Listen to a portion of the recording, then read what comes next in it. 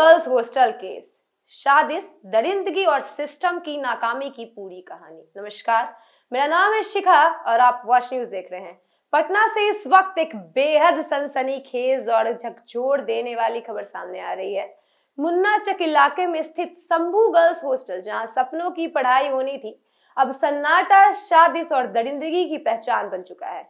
NEET की तैयारी कर रही एक छात्रा की संदिग्ध मौत ने पूरे बिहार पुलिस महकमे और मेडिकल सिस्टम को कटघरे में खड़ा कर दिया है। फॉरेंसिक रिपोर्ट ने पुलिस और डॉक्टरों की बनाई हुई कहानी को पूरी तरह तार तार कर दिया है। 6 जनवरी को छात्रा अपने कमरे में बेहोशी की हालत में पाई गई।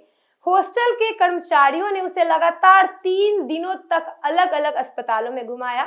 शुरुआती मेडिकल रिपोर्ट्स में नींद की दवाई की ओवरडोज की बात लिख दी गई, कोमा इलाज और फिर 11 जनवरी को छात्रा की मौत। कागजों में सब कुछ साफ सुथरा दिखाया गया, लेकिन सच्चाई इससे कई ज्यादा खौफनाक थी। जैसे जैसे जांच आगे बढ़ी, सच की परतें खुलती चली गई। पोस्टमार्टम रिपोर्ट्स में यह सामने आया है कि छात्रा के शरीर और प्राइवेट पार्ट्स पर चोट के निशान थे। यहीं से पुलिस और डॉक्टरों की लापरवाही की असली कहानी सामने आने लगी।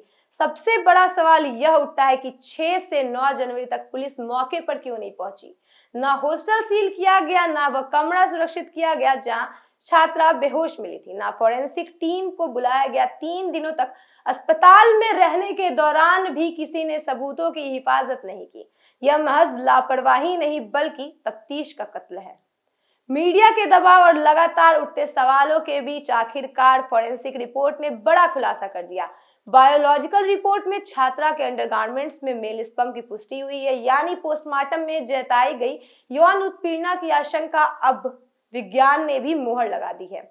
अब सबसे बड़ा सवाल यह है कि शख्स कौन है जिसने छात्रा के साथ दरिंदगी की और उसे बचाने की कोशिश आखिर कौन कौन कर रहा है। इस खुलासे के बाद पटना पुलिस को मजबूरन कार्रवाई करनी पड़ी। चित्रगुप्त नगर थाना कांड संख्या 14/26 की समीक्षा के बाद बड़ी लापरवाही सामने आई और कदम कुआं के अपर थानाध्यक्ष हेमंत झा और चित्रगुप्त नगर थाना की थाना अध्यक्ष रोशनी कुमारी को तत्काल प्रभाव से निलंबित कर दिया गया है। इन दोनों अधिकारियों पर आरोप है कि उन्होंने समय पर कार्रवाई नहीं की, साक्ष्य मिटाने दिए और जांच को भटका दिया। पटना एसएसपी कार्यालय से इस संबंध में प्रेस विज्ञप्ति भी जारी की गई है। डॉक्टरों की भूमिका भी अब गंभीर सवालों के घेरे में है। प्रभात मेमोरियल हॉस्पिटल की महिला डॉक्टर ने पहले ओवरडोज की बात कही और रेप से इनकार किया, लेकिन चोट के निशानों की भी पुष्टि की। अस्पताल के हेड डॉक्टर सतीश ने भी उसी लाइन पर बयान दिया। सवाल यह है कि जब शुरुआती जांच क्लियर नहीं थी तो रिपोर्ट रिजर्व क्यों नहीं रखे गए। बिना पोस्टमार्टम और बिना फॉरेंसिक जांच के इसे सुसाइड कैसे घोषित कर दिया गया। थाना प्रभारी रोशनी कुमारी, एसएसपी अभिनव कुमार और एसपी पूर्व पटना परिचय कुमार की भूमिकाएं भी अब जांच के दायरे में है। परिजनों ने थाना अध्यक्ष पर धमकी देने तक का आरोप लगाया है। पूर्व डीजीपी अभिनंदन के मुताबिक अगर अधिकारियों ने सही समय पर सुपरविजन किया होता तो कमरे की फॉरेंसिक जांच हो सकती थी, सबूत सुरक्षित रह सकते थे और सच्चाई जल्दी सामने आ सकती थी। अब सवाल सिर्फ एक छात्रा की मौत का नहीं है बल्कि पूरे सिस्टम की जवाबदेही का है। इस केस में गुनहगार एक नहीं कई हैं, जिन्हें शायद लड़की को नहीं मारा लेकिन इंसाफ को मारने की पूरी कोशिश की है।